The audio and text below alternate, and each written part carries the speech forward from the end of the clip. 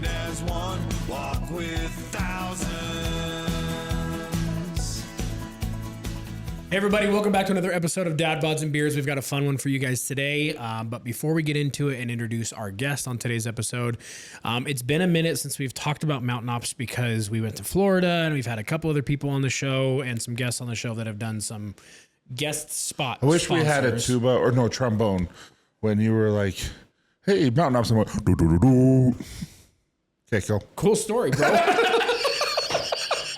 But no, so as always, you guys know our primary sponsor has been Mountain Ops for the last year or so, and my wife started taking the sleep gummies, and so I've got to re-up my subscription on those things. As always, if you guys go to Mountain Ops, order anything online, use code DADBUDS, you'll get 20% off, and then every purchase online goes towards feeding families in need. So Absolutely. Go check them out. Okay, without further ado, we have got Ken Adams. Ken was a quick turnaround. We met Ken last week. Wednesday. At a neuromastery event. You guys know all about neuromastery. You know Brock, he's been on the show. He's the one's kicking our butts and getting us in shape mentally, physically, emotionally, all that stuff. Spiritually. And he invited us to his house the other night where we met Ken, and Ken blew our minds. So Ken, if you can introduce yourself, what you do, all that fun stuff, and then we're going to get into NLP, right? That's what it's called? Well, I mean, I think it's a little beyond NLP these days, but we can start there. What? Okay, introduce yourself. Let him talk, Logan. Hi, Ken. You sound like Hi, me. Barbie. Sorry, that's where my brain went. Well, there's my grandparents' names were Ken and Bobby, Shut up. so it's not too far-fetched. That's you funny. know. Her name was Roberta, but she went by Bobby, so everywhere she went. I was feel like a Ken and woman Bobby. named Bobby is somebody you wouldn't want to mess with. She's not. Yeah. No, Grandma you Bobby. wouldn't. No, don't mess. She sounds with her. like the trucker from Pee Wee Herman. You know, remember that one where she had the tattoo and she went over and her face went like claymation? And I scared remember you? that. I actually remember that very well. Yeah. But no, she's not quite like that. She was maybe like the most terrifying mother-in-law you could imagine. Maybe it's more like that persona. fair. But also a very sweet lady and cook amazing. We're 3 minutes in, you already insulted his grandmother. No, that wasn't meant to be mean. So give us a rundown of what you do with Upgrade and all that. Yeah, absolutely. So Upgrade is a very unique, interesting company in the sense that we look at quantum science and we look at how the mind interfaces with reality via quantum science. So our premise is that the reality that you experience is very much influenced by your mind. And even, let me say this too, the Nobel Prize winners in physics like 2 years ago, they proved something, a theory that they had, it was that reality is non-local. Okay, so what this means, because I know you're gonna be like, what does that mean? You saw the question before I had, yeah. Right. Logan doesn't know what 2 + 2 is. So Reality is non-local. Basically, there's this question that people ask, right? If a tree falls down in a forest and nobody's there watching, does it make a sound? Yeah. Okay, the scientists would say there was no tree. If no one was observing the tree, it didn't exist. Whoa. Wait. Okay. I got there and then I lost it, and then I came back. So I get the concept. but it's still there. Yeah. Well, once you observe it. So nothing's really there until we observe it. You know how like in the Matrix, they're like on those computers. Have you seen the Matrix? Oh yeah. You've seen it, right? Multiple times. So it's like the zeros and ones. Yeah, the that are on binary. there. And he walks in and he's like, can you read that? And the guy's like, well, it looks like zeros and ones, but now at this point it's the lady in the red dress. You know, he like can see it. Well, there was an experiment done. It's called the dual slit experiment. Very important experiment. What they did is they shot light through 2 slits and they had film at the back where it landed. And they wanted to find out if light acted as a particle or as a wave. A particle is solidified matter. A wave is energy, right? So they also had a camera. And when the camera was on, it behaved like a particle. When the camera was off, it behaved like a wave. So when it was being observed, it was real. And when it wasn't being observed, it was energy. Whoa. So it hit the film, Why would and they it do knew that that? because of how it hit the film. When the camera was on, it looked like buckshot. And when the camera was off, it looked like a wave. Like it looked like Interesting. a spectrum where the How light would that hit. happen? Because it passes through these two slits and it separates the light. And if it goes through these slits, then if it's a particle, it will look like buckshot, how it lands, But no, I mean, why would turning on a camera change? because it's being observed. So weird. So basically, This is beyond my understanding right now. yeah, this is pretty like wild stuff, right? Yeah. Like, So this is where my brain's going, right? Like just the ADHD crazy or whatever. I'm kind of like, okay, if nothing is there unless it's being observed or whatever, like, how is it like? Say that we're driving through like a national park that I've Yeah. never been to before. yeah, Right. How is it that like something appears in the same spot for me who's never observed it versus somebody who's observed it a ton of times before? How would my brain know where to imagine this object? It's something called collective consciousness. So when there's a group of people that agree that something exists, it's a lot easier to particleize that in your mind. So almost like my brain picks up the frequency of that's where that thing That's where belongs that thing as soon is, as and you I'm are in the choosing to vicinity. observe it. Yeah. Whoa. There was this lady that she slipped and fell in the shower. Yeah. She hit her head. And one side of her brain shut off. And I believe it was, I can't remember if it was the left side or the right side. I think it was the left side, which is kind of like the reasoning center and like the conscious mind. And the right side was the only one on. And she started seeing how her hand and the shower curtain were blending together, as in there wasn't like a separation between them. She started seeing like everything was like energy around her. It was super trippy for her. Right. So like if there's certain parts of the brain that will help you visualize what's actually going on. So let me ask you these questions. This will help too. Do you see with your eyes or do you see with your brain?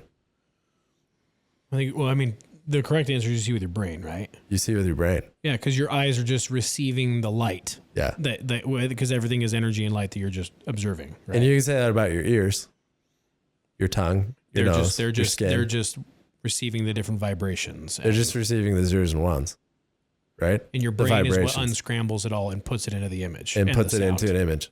So the question that you have to ask is, how do you know that there's anything outside of your mind?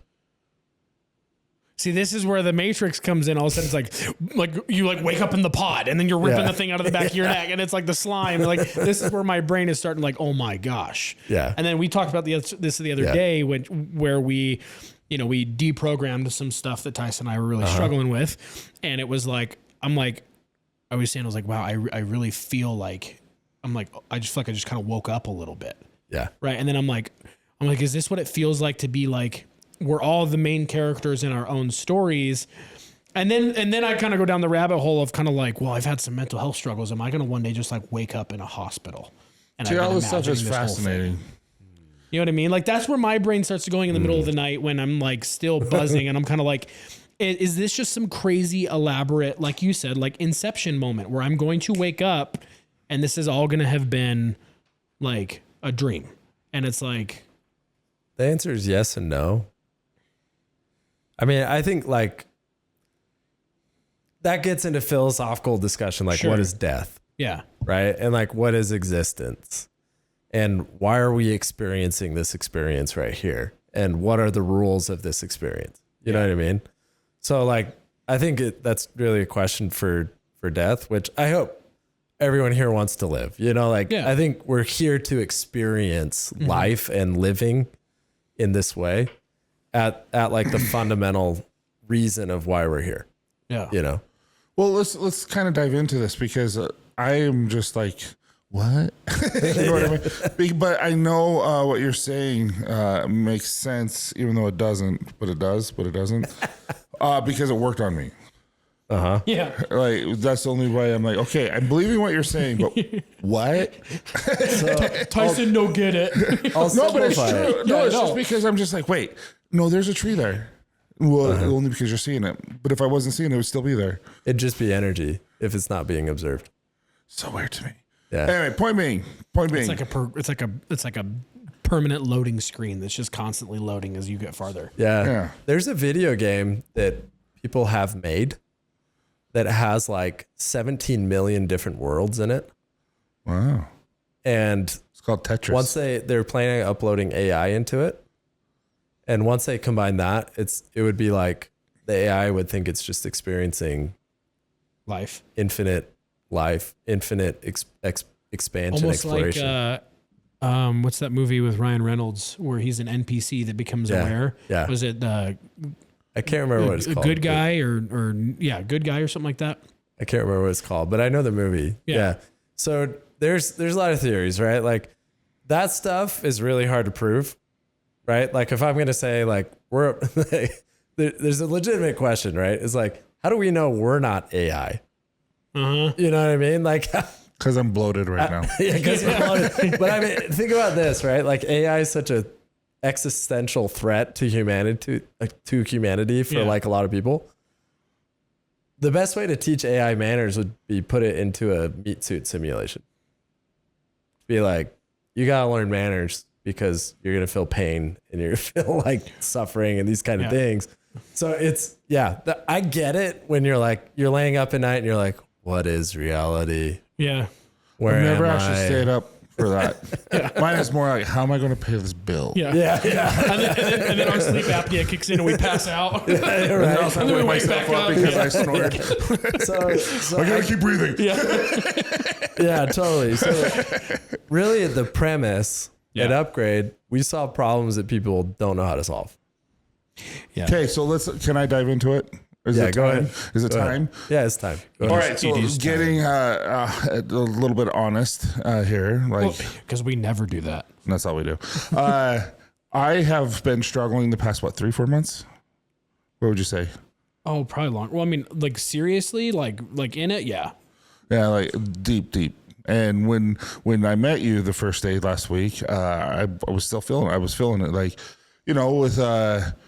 with the growth of Copper Johns and with the growth of Dad Bods has brought in a lot of financial issues with Copper Johns and how am I going to get raw materials? How am I going to pay this bill? And it weighs on me, like to the point where I'm like, is it worth it?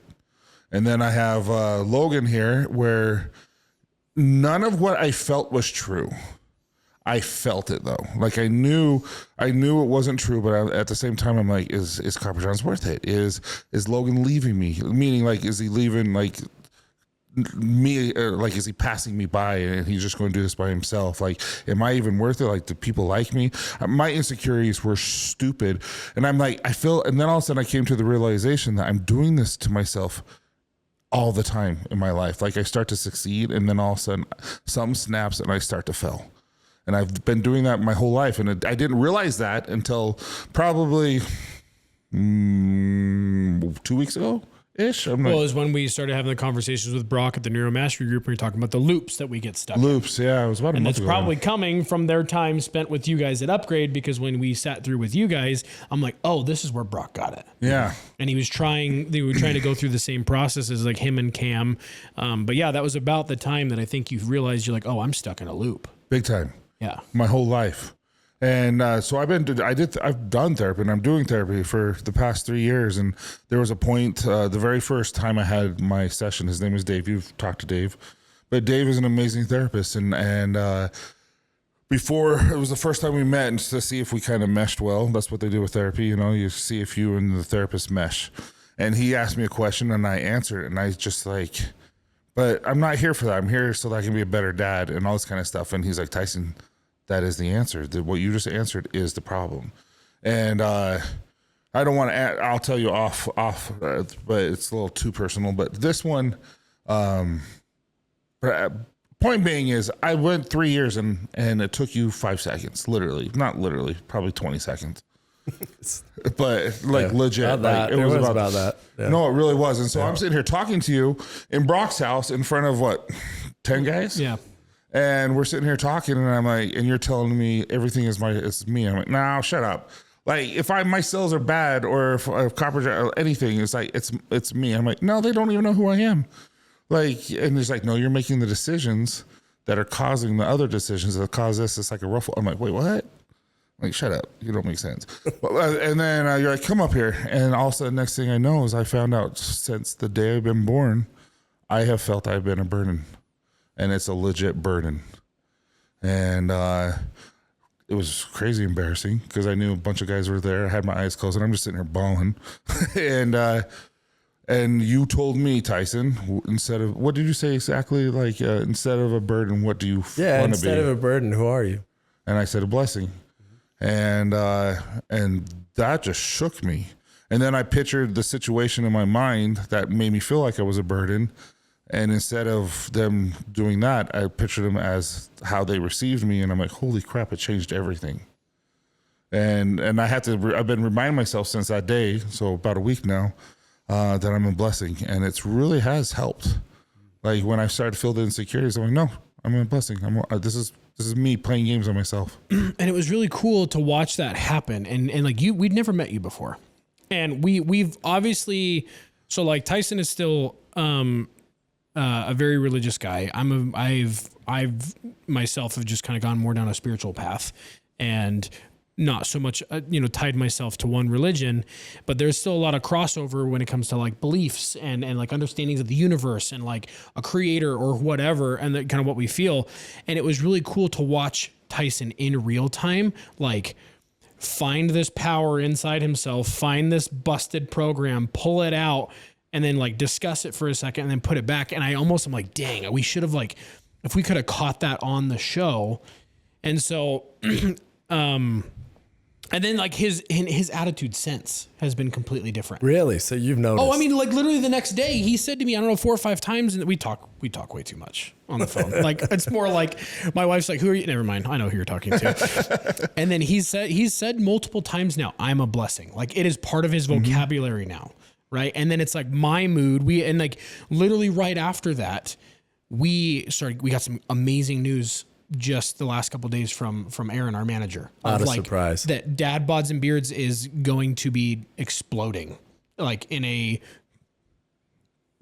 national level and then beyond that. I was going to ask if you got any amazing news since. Oh, like literally yesterday was like mind blowing. I don't know if we can share it really yet. I said, but why like, not? If not, we'll cut it out. Yeah. So we're going on tour. Nice. Yeah. Right? Nice. Like, literally Cool. it was great. Like as soon as we believed that like, oh no, we're worth this. And you and I sat and we talked about mine was like self-worth and that like, I don't feel like I kept knocking myself down and that like I was pining for love and attention and unconditional was that fear love. of abandonment? Yeah. Yeah. Like you remember better than I do. Yeah. And it was this fear of abandonment. And as soon as like he and I got both of these out of the way and it was just like this unapologetic, like, no, we're worth this. And what we have is worth sharing and provides so much value.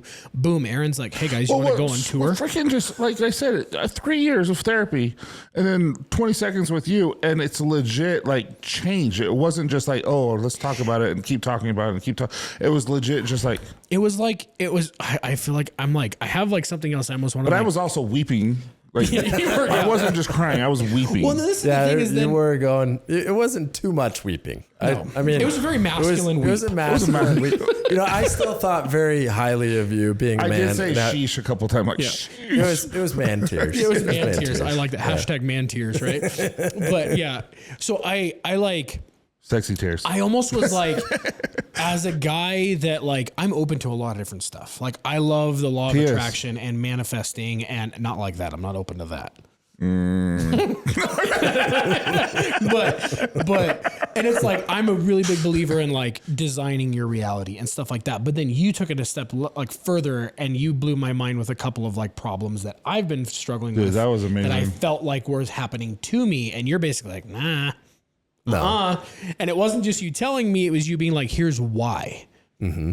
But then you had this beautiful way of explaining that you're not to blame for it. It just is. Yes. And as sooner you learn to accept that. So I kind of want to. You would have bounced back in the problem if you blamed yourself. Well, and that's the thing is like, it was literally like in that moment, I was like, it was like instant, like, all right, I'm not gonna worry about it anymore. Yeah. Yeah, it was like instantaneous, like that literally is gone. Yes. Like it was, and I know that. And usually it comes back, it creeps back, and I'm like, No, but I do have to remind myself because I feel a little, and I'm like, nope, stop it. And Yeah, that's some reinforcement that's natural. Well, but I mean, though, is that's never happened before. Usually I just accept, like, okay, I have depression today. That's just how it is. So can I say something a little controversial about therapy? Absolutely. Is that okay? Yeah. Well, This is all about just I being asked real. because like I value therapists too. My mom's a marriage and family therapist. Yeah. I'm just going to say something a little controversial, right? People that are therapists, first of all, that are listening, those that have therapists, awesome people, they're doing great work, right? Yeah. That doesn't have anything to do with this. It's just the nature of the goal of therapy Yeah. compared to the nature of what your mind needs. And the goal of therapy a lot is protecting you, right? Through healing, protecting you from feeling bad, right? But it's not always about what is it that you at the core center of your being wants to achieve in life. Mm-hmm. What is the creation that you want to make that ultimately will set you free in this existence? I like that. This sets you free aspect. So in therapy, it's about feeling better, right? But your mind is giving you bad feelings because you're not living your potential. And you know it. Okay, I'm going to say something extremely controversial, and I don't know if I'm going to I'm dead serious. I'm a little worried about this. I need a brace. No, just because of the culture we live in. Like you said, I'm very religious. I feel like I am. I really don't know if I should say this. Say it. Prozac Nation. Have you ever seen it? I haven't seen it. Okay, so in Utah County, it's like the highest use of Prozac. Wow. Is there a possibility people are trying to numb themselves rather than live their truth? What do you think the answer is? 100%. Yeah. Yeah. And you, that's what it just reminded me of what you just said. I'm like, there's so many people, like what I've learned when working with neuromastery, look, I got chills, is I have learned to I'm learning, keyword, learning how to understand my emotions because they're there to protect me because they love me. Mm-hmm. And so instead, and mind you, like Logan needs medication. Like, Yeah, and you know what I mean, though. Yeah, There's yeah. certain situations where you there's have to have it. situations, With and the that's chemical fine, you imbalance, know. yeah. But like- but for me, I have to. But at the same time, I can still understand, and I take less than I used to. But sometimes I wonder. But but it's just like I'm learning how to understand my emotions better. Like, okay, I'm very anxious. Okay, so why am I anxious? And then I try to dive deep. I'm like, hey, anxious, why am I anxious? Like, what are you trying to teach me? What are you protecting me from? Mm-hmm. What mistakes do I keep doing that'll make me feel this way? And then I'm like, oh, I'm doing this, and this is what it's protecting me from, like the under resolved problems and stuff like that. And so I've learned a lot about myself by doing that rather than necessarily therapy. And I think that's what you do is you teach people how to understand things. how to unlock yourself. Yeah. I like that. That's what it is, because it upgrade. We're not a cheap company. I'm just gonna say that. Oh, yeah. Like we're not. I know. Like, I wish we could afford it. well, you'll be able to. You'll be able to. You're gonna you go just on this gotta tour. design it. No. You just need to remember what I said about Let me rephrase observation. that. You need to observe your life that way. Yeah. Ooh. You need to observe your life being Okay. that. Okay. All right. Hold on. You hold that. I want him I to have finish so many his freaking questions. park it, buddy. Let him finish the thought. Oh, it's true. I've already asked you a question, and I'm like, wait, I have another question on top of this question. It's okay. I want to hear it. So remember what I said at the beginning about light. Yeah. When you observe it, it particleizes. When you're not observing it, it's a wave. That's science. That's not even debated science. They've replicated that experiment over and over. What it is then is whatever you want your life to be, you need to learn how to observe that congruently is the word. As in like you feel all of you believes that, right? Mm-hmm. You And see how do it you as achieve fact. that? You see it as fact. But how do you do Right. that? So this is an interesting question, right? Because it's more, you need to ask the question, how do you not achieve that? How do you not do that? How do you make sure that it's not a fact? Right? So like, for example, if you're like, you know what? Yeah. What if we just increase the income of everyone on the show by so much, you know, I'm like down right with now, that. 2.5 times or 10 times or something like that. And you could look at that and be like, well, how's that going to happen? So you have to look at what your mind does to tell you that it's not possible. So more of the question is, how do you not do that? So what the mind does is it doubts. It says, that can't be real. It really does. And then it gives emotions. And the emotions say, don't do that.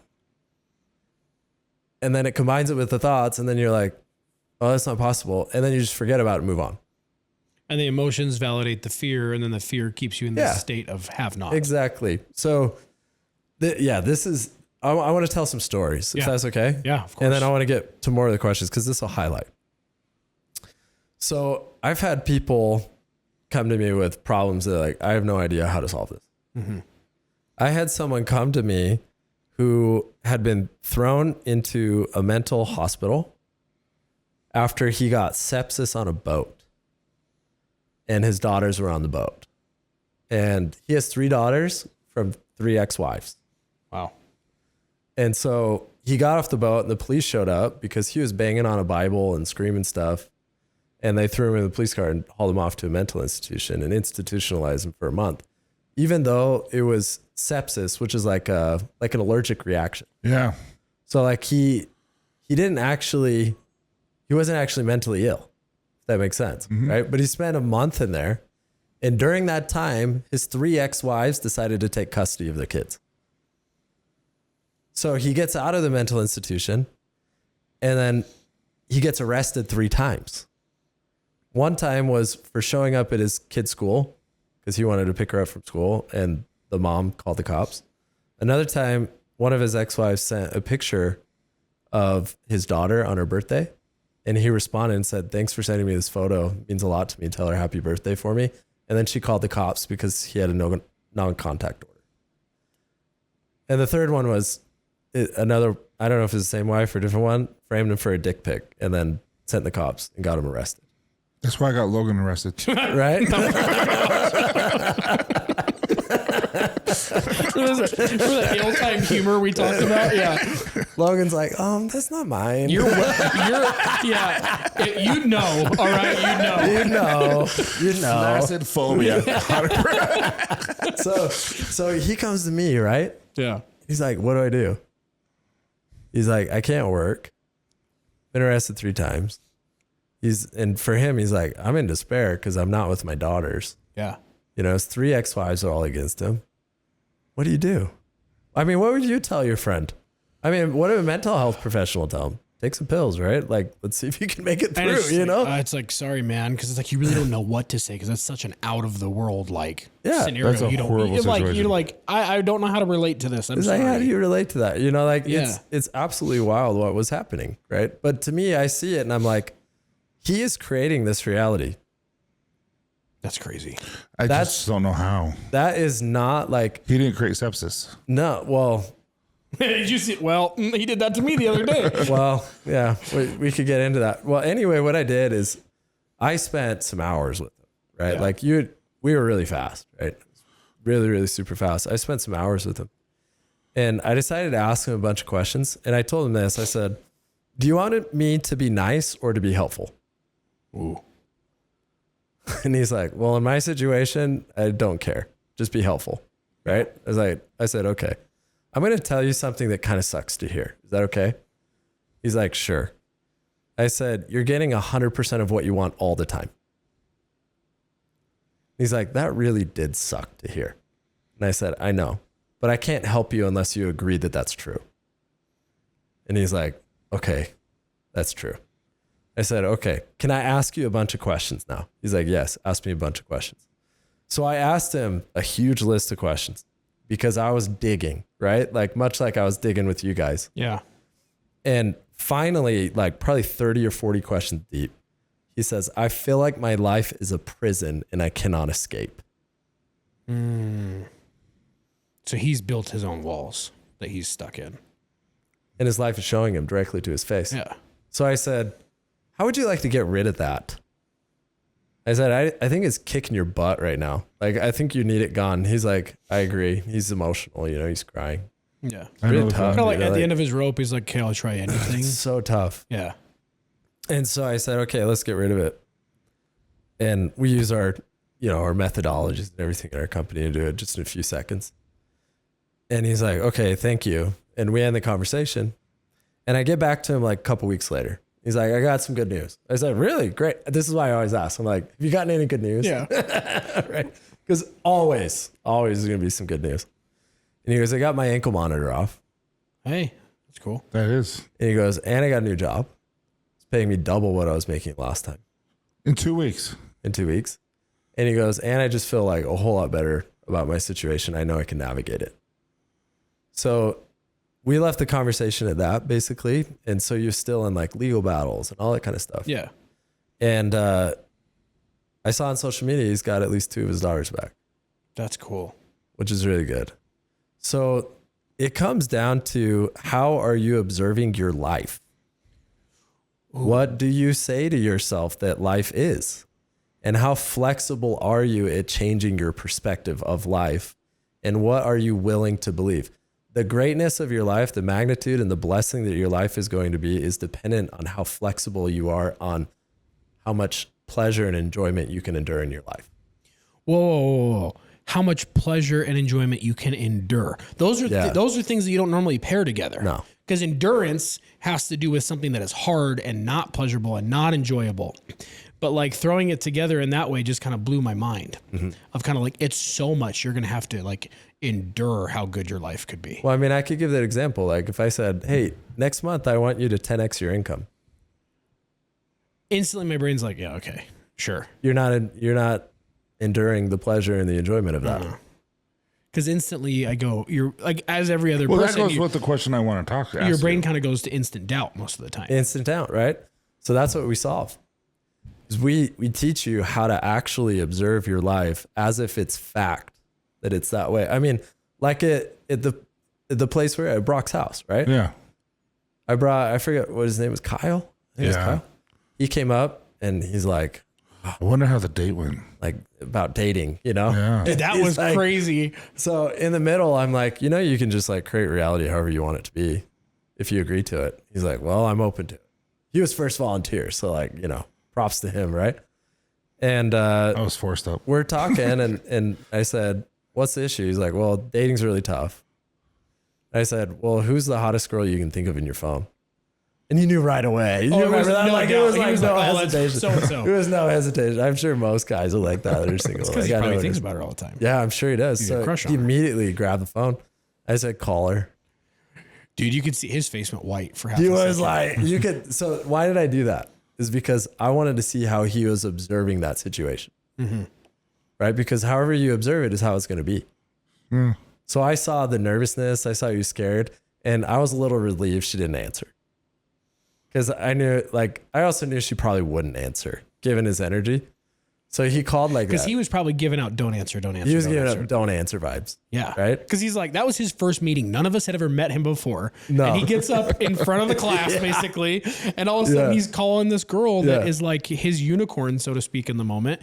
And we're all sitting here like, I mean, he's a young dude. And we're all like 30s and 40s. And we're like, are we watching like magic happen? And he doesn't answer. I think we were all slightly relieved for him when she didn't answer, right? She didn't answer. We're like, oh, but continue. And then there, I'm like, okay, well, that feeling you just felt, what was that? Yeah. And so then we just approached that, found out what it was, knocked it out, and then she calls. Literally, like, it was like you solved this feeling for him of like why he doesn't feel like he's worth the call back. And then she called back. Yeah. And then he got a conversation. And she had rejected him before. Mm-hmm. And he tells her, starts asking her out. And she's like, well, this weekend I got some things. And then you just kind of feel like something changed. Yeah. Something changed in her in the middle of that, right? Because it seemed like she was going to reject him. But then she was like, you know what? Yeah, let's go out this weekend. Like it shifted in her. Well, and more power so to the balls that Kyle had because he answered it on speakerphone. Seriously. Like we're all listening to this and we're all like, oh no. Everyone quiet. A room full of guys. I was like, Tyson, don't say anything. You really did. A room full of guys, and I think 90% of us are married in that room. Yeah. And we're all like, oh dude, we all know this conversation. Yeah. We've all been shot down over the phone. And I'm like, oh no. I'm like, this poor guy, and so it's like I'm giving this vibes that she's shooting him down, and then he ends up with basically a date out of it, and then he hangs up, and it was like the silence breaks, and we're all like, hell yeah, like, everyone's clapping. We're like, they're like, invite us to the wedding. Like it was so, but it was like watching that in real time again. Yeah. Like I feel like obviously I'm sure there's like some proprietary aspect. Like we're not going to go through the whole thing on a podcast of like what you were doing, but like watching that happen with Kyle, and then a few minutes later you did this thing with Tyson, and then I was almost like a little bit like, okay, hold on, Ken. And then it's like, I'm normally pretty open to like the witchy woo woo. Like I stand out and ground in a full moon and like try to like, naked. Not naked. But none of this is witchy woo. It's all science. But that's what I'm saying is it feels witchy woo woo to people who believe, which is like religion stuff is actually more witchy woo woo than the science of all this. Right. And so it's like, I've tapped into more of like the energy, frequency, vibration, quantum mechanics, all that stuff to my understanding. And then I was still in that moment of like, okay, hold on. I just watched you solve a problem in a man that I've known for 3 years, that I've built a company around, and we talk every single day, and you just fixed something that I know he's been struggling with in a matter of minutes. No, it was crazy. And so then you're like, okay, you're like, all right, Mr. Skeptic. And then you kind of like inadvertently coax me into doing it. Mm-hmm. And then you work through this thing with me. And then it was like that and it's just so funny of that we're 6 days prior or 6 days post. And now we're like, within like a minute, we both are like, do you want to be on the podcast? mind you, Dad Bods and Beards found almost 20 grand worth of sponsorships within 24 hours of that. I'm not surprised. The very next day, our manager, Aaron, calls me and says, hey, I need you to get to the studio.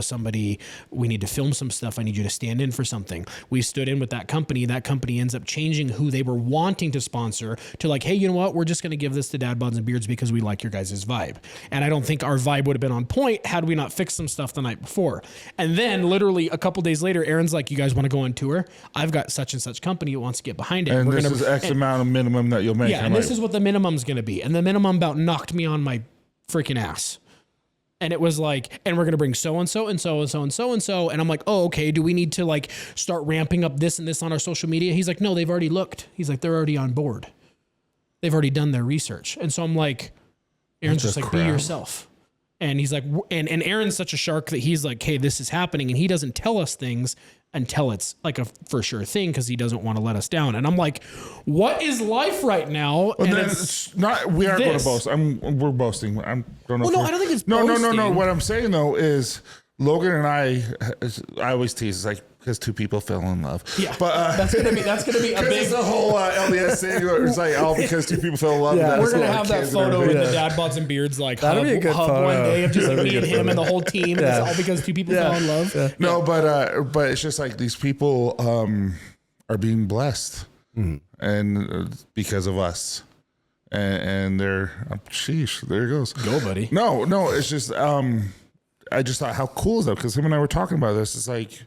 They're coming on tour with us, and we get to go to all these places. We got to bless 3 people's lives because we went to Florida, and I'm just like, people are being blessed because of us, and I'm just like, how freaking cool is that? Yeah. I'm just like, and it was a matter of just days, and I'm just like, but I do have a question for you. Yes, ready. Financially, there's a lot of people in the world that are struggling.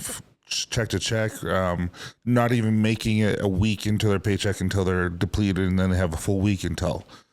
How can their mindset change in order for that to change? It's a good one. So because we have a lot of people who struggle. This is what we do all the time in the company. So we'll get people. I mean, the majority of the people we work with usually aren't check to check people. Like struggling check to check. They're usually like executives that are like, okay, I've got a big company. Like I need to skyrocket this. And I don't know what the F is going on right now because this is falling apart. Like, and I'm doing everything right. Yeah. Like, I don't know what's going on. right? We'll get those kind of people. We'll get, there's other people too, but we'll get occasionally some check to check people that are trying to survive. But there is a commonality also that people struggle with money, right? And I think that's common in the majority of people, right? There's a reason why they call them the top 1%, because everyone else is check to check, So in that scenario, I've taught people something called the fidelity of desire.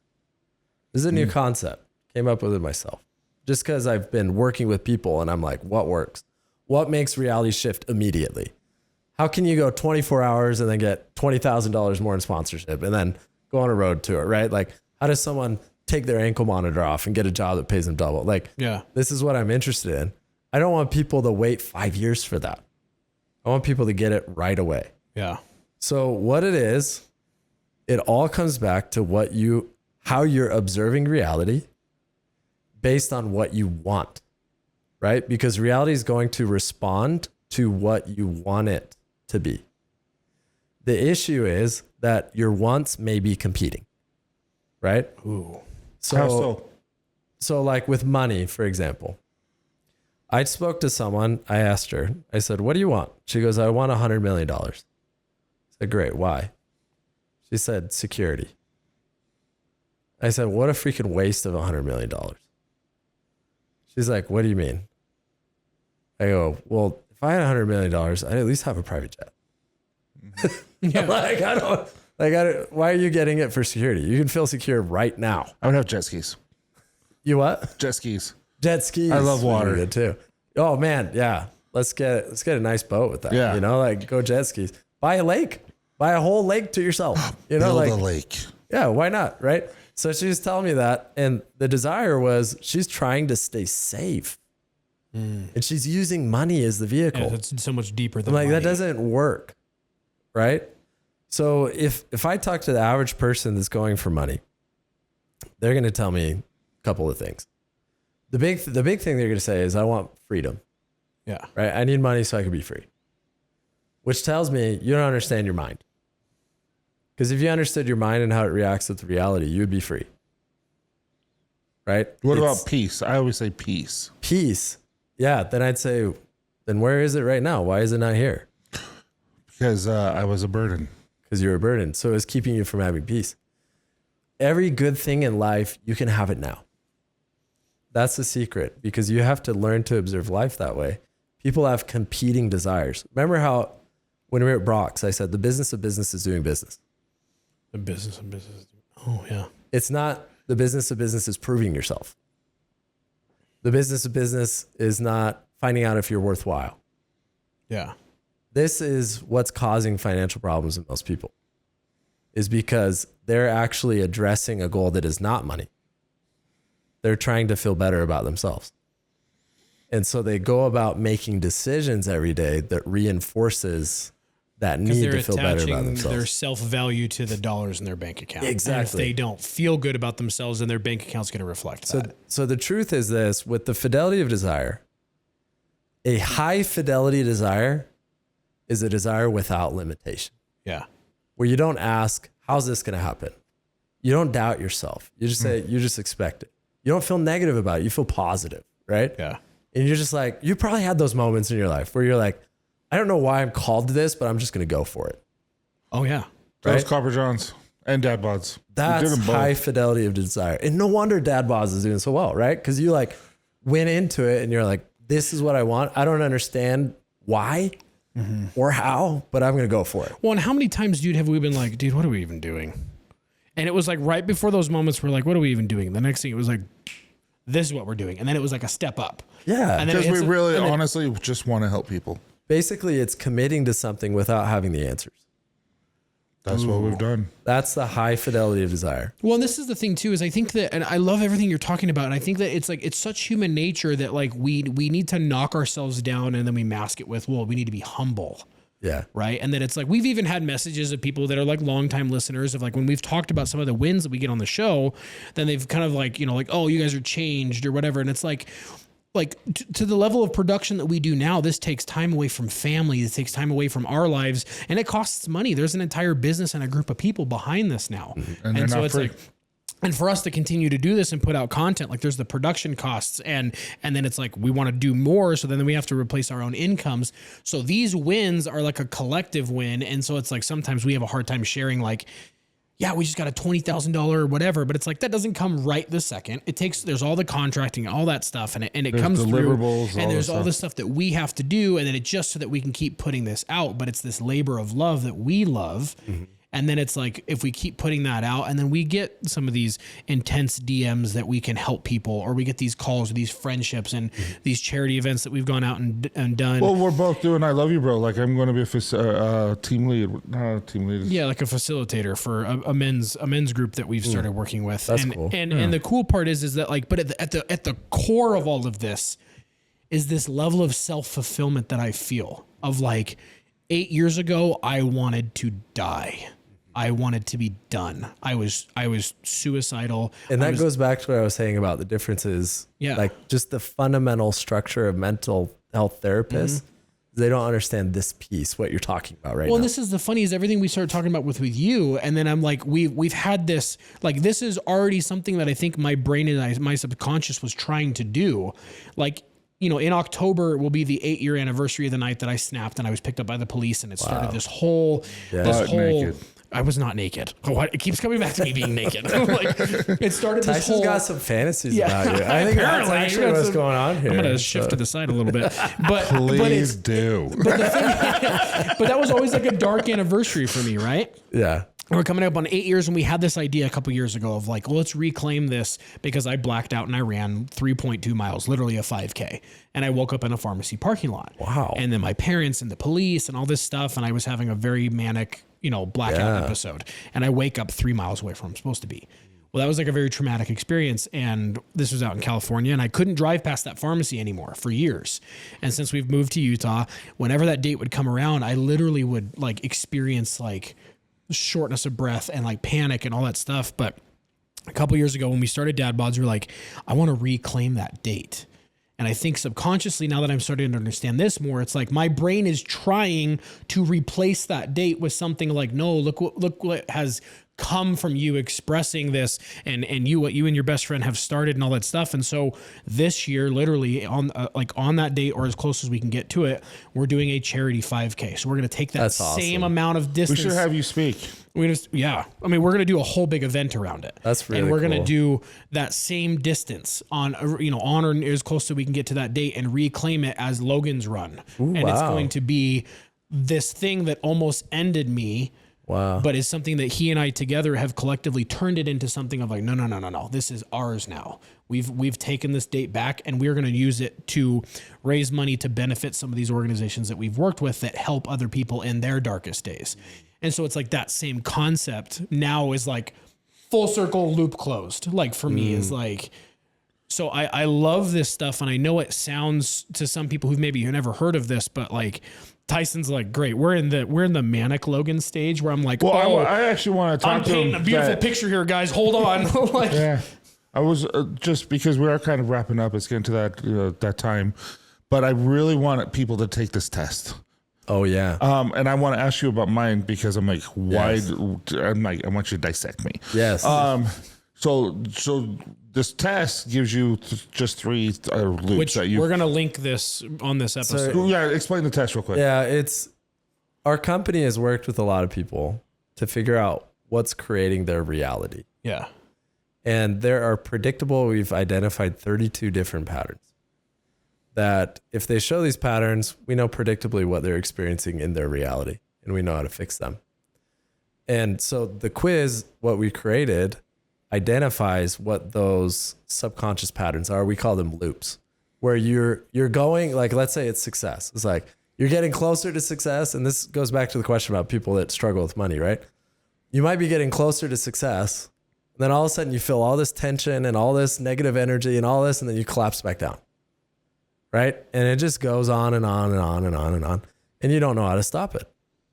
That's because you don't understand what's on the inside that is creating the resistance on the inside that says, don't do that. In fact, anybody listening to this, if they said, I want $1 million by the end of next week, they could do it. First of all, they could, hypothetically, if they collapse all the resistance around doing it and they get highly resourceful and engage their mind and say, let's figure this out. They could figure it out in 7 days. They could. Called a Ponzi scheme. Well, I mean, yeah. Well, you could do it that way. Like, if you're not scared of breaking the law, you know, there's Listen, but like doing it legally, right? So, yeah. So with these quizzes, what they do is they show you, like, you are literally creating your own stumbling blocks, and we'll just tell you what that is, right? So if you take it, it's going to be highly beneficial because you're going to have a level of awareness that you've never had before, and it's completely free. Right? Like I've told you, like our prices are not cheap. We don't make them cheap for a reason because we want people actually to be like, okay, I am shifting my reality and I'm all in. You know how I framed you guys? I was like, no, you are responsible. Right? It's like you have to be in that mindset if you're going to move forward. So go ahead and tell us about what. All right. So mine was a third pattern that I want to talk about because I'm like, wait, what? Because I'm like, kind of blew my mind because I see it, but there's a gnat or something. But anyway, its pattern is momentum, seen more pullback. So reality is you want growth, but fear visibility. So you shrink when people start paying attention. I'm like, what the crap? Because I never imagined myself being that way. But as you look at it, I really do. Because I like always like, this is, I always let Logan take the lead, and I always like kind of shrink back and not talk as much. And unless we do the podcast and it's just us guys, and I don't care. But what do you think is the purpose of doing that? What does it do for you to shrink back? I don't know. You're doing the act of not knowing. You do know. What is the purpose? What is the purpose of shrinking back? Probably because I felt like I was a burden. So if you move forward, did that mean you're more of a burden? No, it's because I can bless. I took that today when we were talking today. I felt like I'm a blessing. I can help people with my story. Can I say something? Yeah, go ahead. So since we've been doing this together for so long, I've learned that you step back. So that's part of the reason why I step forward. So it's not that like I'm feeling like you're dropping back and you're not doing enough. Part of me is kind of like you're dealing with some stuff. So he really has said this to me. We have some stuff that we want to accomplish together. So it's kind of like this is a whole nother relationship of like, hey, if you're bringing 10% today, I'm going to come with the 90. And there's times where I'm only bringing, 10, 20% and you're stepping up with the 80 or 90. So I've learned that when we do these presenting things, you feel like, you let me take the lead. And so I think in turn, I've learned to just take the lead. Yeah. And that's kind of this cohabitation that we've created when we present things. And so I don't know if it's like a learned behavior kind of 100%. In the relationship. So there may be different reasons why someone would pull back. It was definitely my insecurities at first. It was what? Insecurities for sure. Oh yeah. I had like a pattern I had to look at recently because like, I think I know my stuff. Yeah. I'd say it's easy do well fair to say, what I do, right? But like I've always stayed out of the limelight, right? Because I'm like, I don't want to be in front of everyone. Like who am I to do that? But I had to dig in and be like, I think that's how I feel. Who am I? Yeah, who am I to do that? And I dug in, and I remember my dad would always just make fun of people that had nice cars, or were flaunting, or like singers because they have a weird voice, like make fun of them and stuff like that. Because it's like, to him, that was inauthentic. It wasn't real. It was like, they're fake. Oh, they probably don't actually have money, like stuff like that. So I was not accepting my own authority because I didn't want to flaunt. Well, you want to know the truth? Yeah, I do. What if you were to say I was asking you for it. Yeah, what's the truth? Logan's story is more powerful, I feel. No. Mine, yeah, that's it. You probably just don't know your story. I mean, just what you told me, like from you believing you're a mistake your entire life. Yeah. That's a freaking powerful story. Can I tell you something though? That's brand new. Mine's more nuanced though, right? Yeah. So mine's like a severe mental health crisis, like because of like chemical imbalance and like severe medical intervention. Yours is like, I'm not asking you for validation. No, I'm trying to say from my perspective, of like, I feel like people can relate to you so much better because it's like, it's so internal. Mine gets blamed on brain chemistry. Yours is like childhood experiences and all that stuff that I feel like you relate to people on such a different level than I do. So I'm my See thought. whose trauma is worse. So that is like a legitimate thing. Like I'll hear people compete about, like who has the harder life. It's not really. I'm not doing it on purpose. It's just more like I see Logan's emotions, Yeah. and I feel like he can express himself a lot better than me. You did pretty well that night. You're expressing You opened my yourself. eyes, and I have done better this week, and I'll continue to get better and all that kind of stuff. I'm not going to lie, but it's just like I don't cry, and I say that sparingly, like I do, but I don't. Like I only at certain times where Logan tells a story and he gets emotional, and I'm just like I feel like that's how a lot of people feel the connection, and so I just like I don't normally have that type of connection with people because I don't do that. Just I can't. So I want to share something that might be helpful. Yeah. So I have a couple of beliefs just about myself and about humanity that I think are really important. One of them is we don't have to become someone. We just need to restore who we've always been.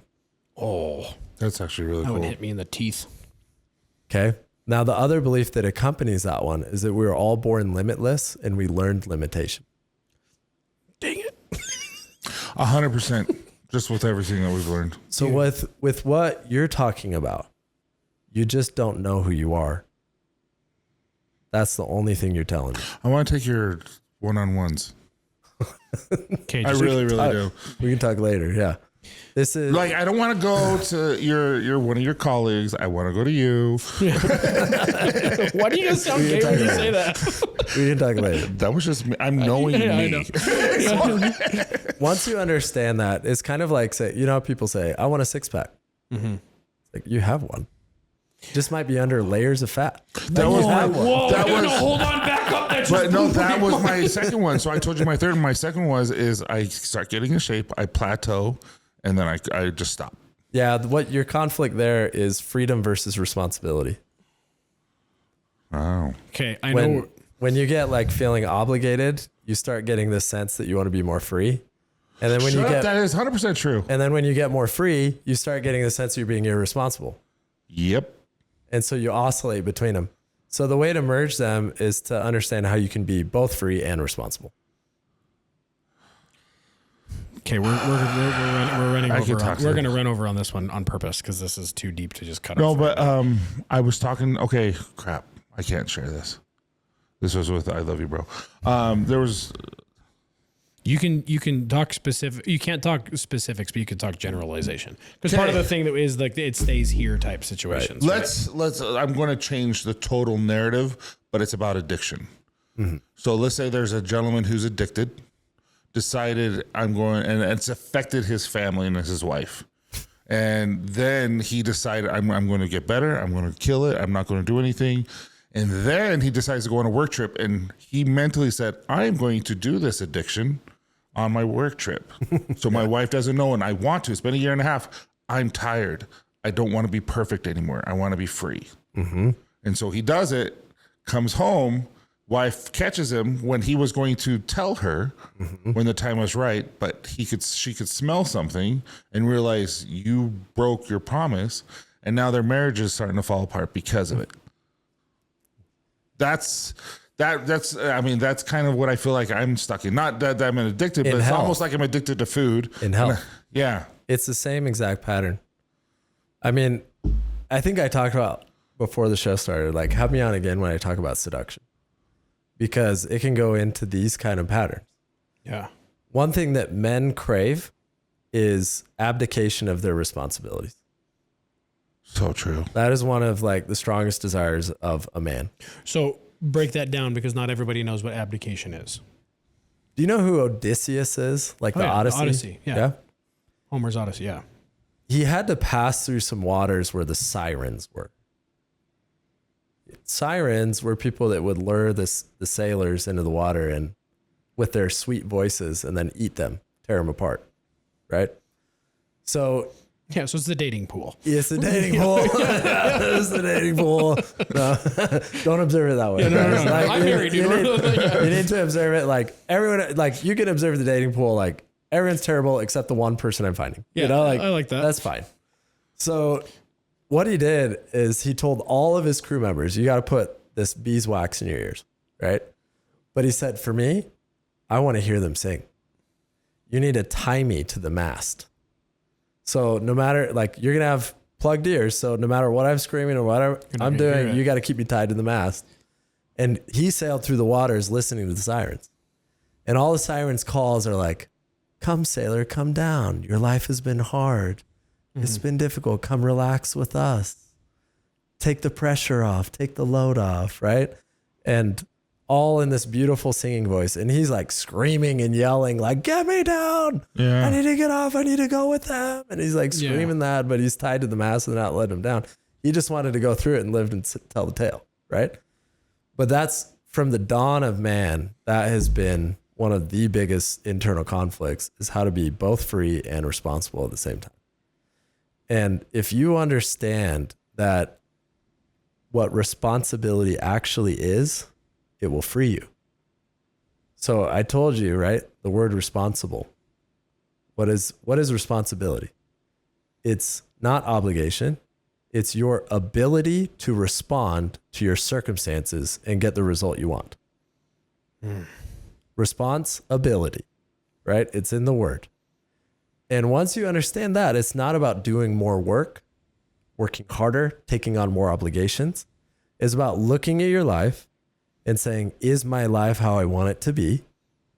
And then saying yes or no. If it's no, then deciding a new version of it with your own power.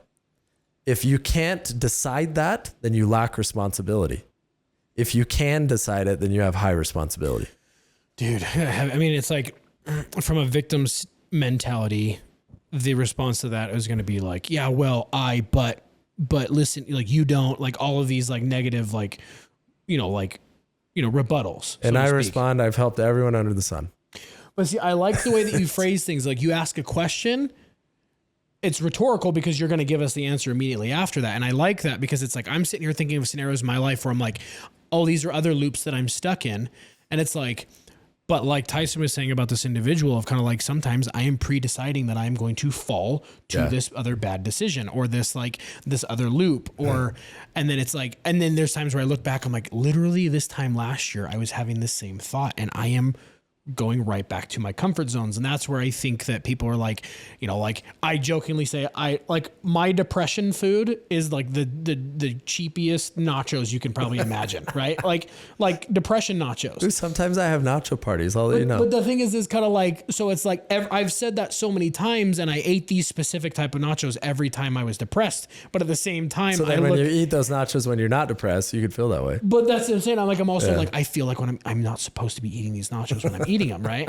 But then it's like, I know it sounds so ridiculous, but then it's like, I'm realizing as we're talking, this goes farther back to it. My dad used to be a gymnast. Yeah. Like 6'1", rings. Like, dude was jacked, right? But then he hurt his back not long, my mom and dad got married and whatever, he hurt his back or whatever. And then literally my mom, he was kind of depressed, probably didn't realize it at the time in the 80s and 90s that he was going through this severe depression or whatever. And he ate a bunch of nachos.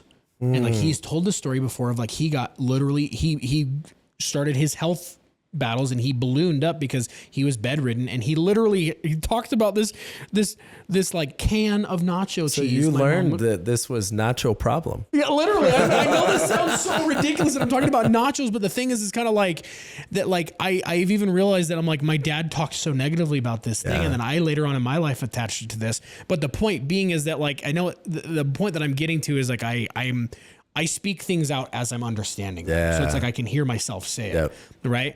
And now I'm thinking, like, how bad did I screw my kids up? Hey, listen, this is like a controversial topic, right? Because you can't expect parents to be perfect. Well, no, it's just, but just like, now that I'm learning so much about myself in the past 2-3 years, since we've done this podcast, we've had a lot of enlightenment, and it's just because we have so many cool people here and we're learning a lot.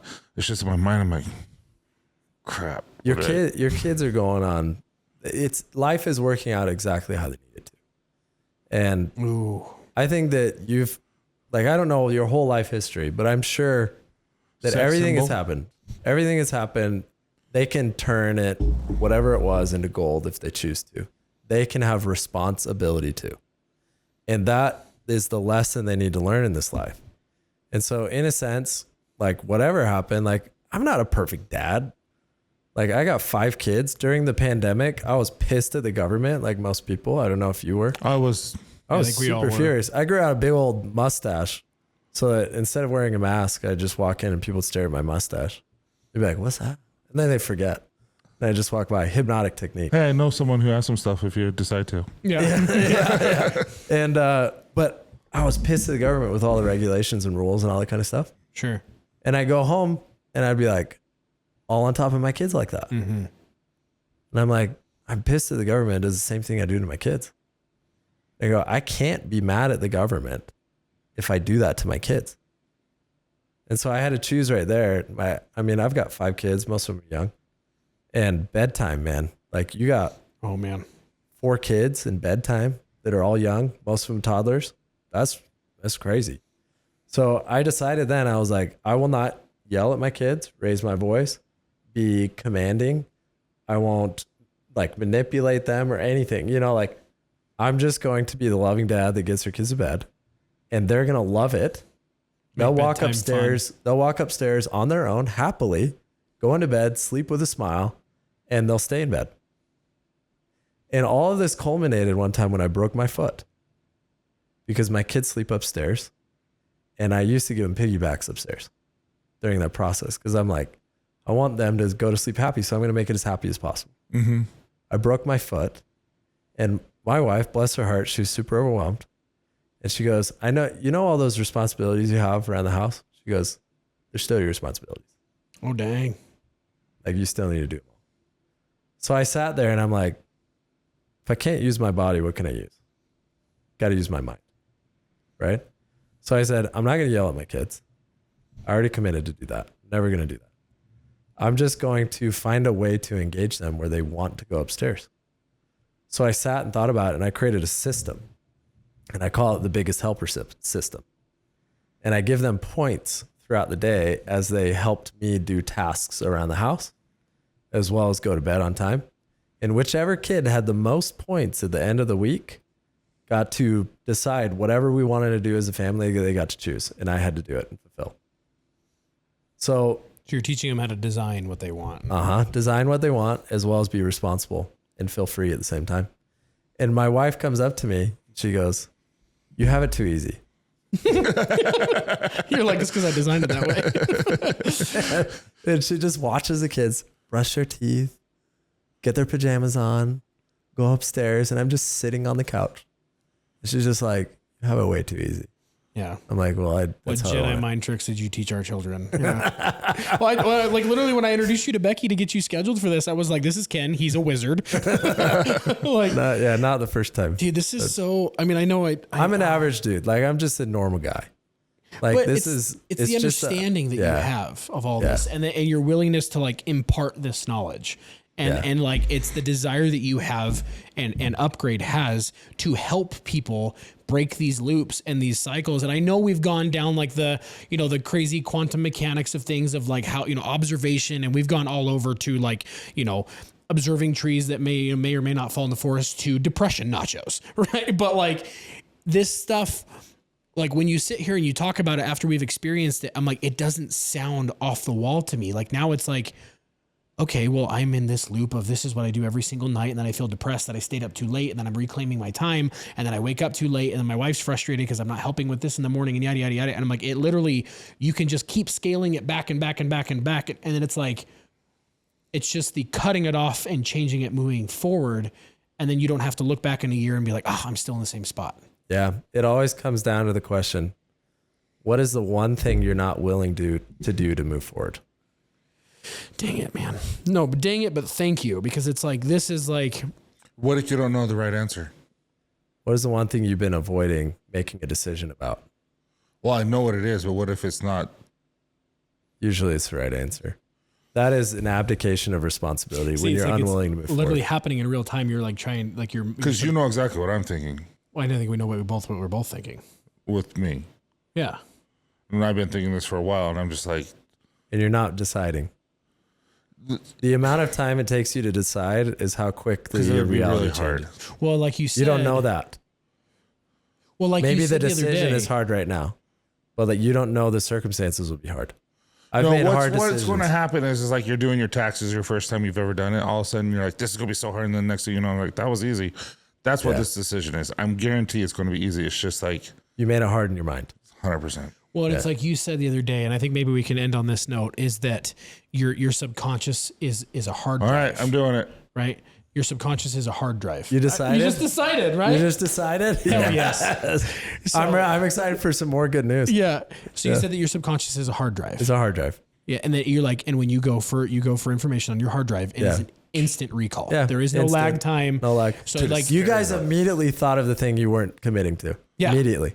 and It's right so there. and that's the thing is that your subconscious will deliver immediately when you are asking it the right questions and you get out of your own damn way. Yeah. Which is so funny how this all coincides is because the Dad Buds and Beards logo or excuse me slogan is it starts with you. Mm-hmm. We can talk about this I almost swore, but well we do all the time. You can talk about this crap all day long. Mm-hmm. What do you mean we do? What do you mean? You do. I don't. I do. I swear all the time. He doesn't. He thinks hell is a bad word. but like but it's double hocky stick. No, what's funny? It was funny is that we're in a group text with this group that we're going to be doing this tour with, and everyone's like, Logan swore, and I'm like, Logan, watch your potty words or something like that as a joke. and the other guy's like, yeah, Logan, watch your effing mouth. Yeah. And then he goes, and then they're like, what? Tyson's only a religious one here or something like that. And I'm like, yeah, I'm going to heaven. 3 of you are going to hell. We're joking like come to her like 3 sinners and a Mormon or something like that.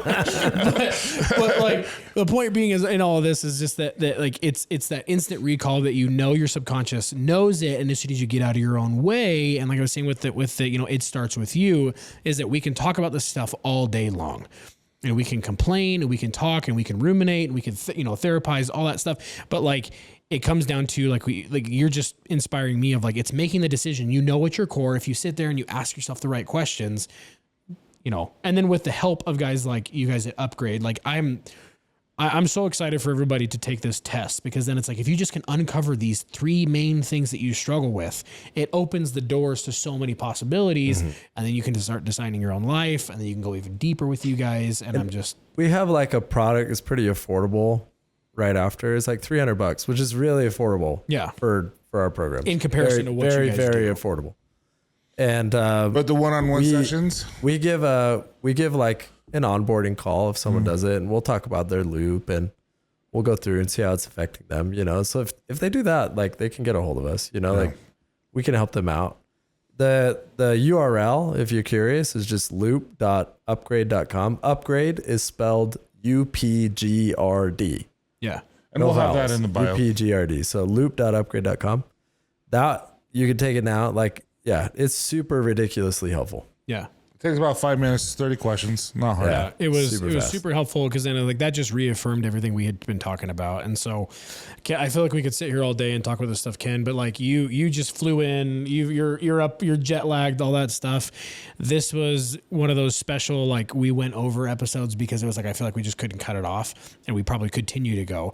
But the main premise of all this is, like we were just saying, is that like it sounds off to somebody who hasn't experienced it, but like now that we are in this, like I'm in this design mode, and I'm like, it's happening because we say it's going to happen, and we're the only people standing in our way. Yep. And we're the only people that knock us down. And I sent this video to this group of guys that were going on this tour now, and I was like, why not us, guys? Like it's our time. We've paid our dues. We've done all this stuff, and it's going to just provide that much more value to everybody and ourselves and our families all at the same time. I would say, like, my parting advice to most men is don't look for freedom, look for power. I like that. Internal power, Yeah. your ability to move forward. Because if you just look for freedom, you might never find the power to change your circumstances to be actually free. Woo, that's good stuff. So we will we'll link that loop quiz in the bio off of this episode, where you're coming back. We're going to talk about. I want to have this seduction conversation. If you want to talk about CIA, that could be good too. I really want to bring our wives if they would. It'll be hard for the seduction episode. Yeah. Oh man. Yeah. My wife would be fun to have Chelsea on the show. Yeah. No, both our wives would. Their faces would be red. They'd be hidden in the corner. And Chelsea would be like, what the hell are you guys? My wife would be like, you know all this? Yeah. You should use it more. Well, on that note, how much I can endure, honey. I'm trying to endure this pleasure. Okay. but thank you guys for tuning in. This is, I hope, and I know you guys have got something from this, and open your mind to the possibility that like there is no tree. Life, that there is no tree. There is no spoon. Maybe I should talk about. I've done spoon bending before. Maybe I'll talk about it the next time too. Yeah, that'd be fun. So take the quiz, learn more about yourself, and design the life that you want, and realize the only thing standing in your way is yourself. So until next week, you guys, we love you, and we cherish you. Okay, that's enough. This is Bye. a show.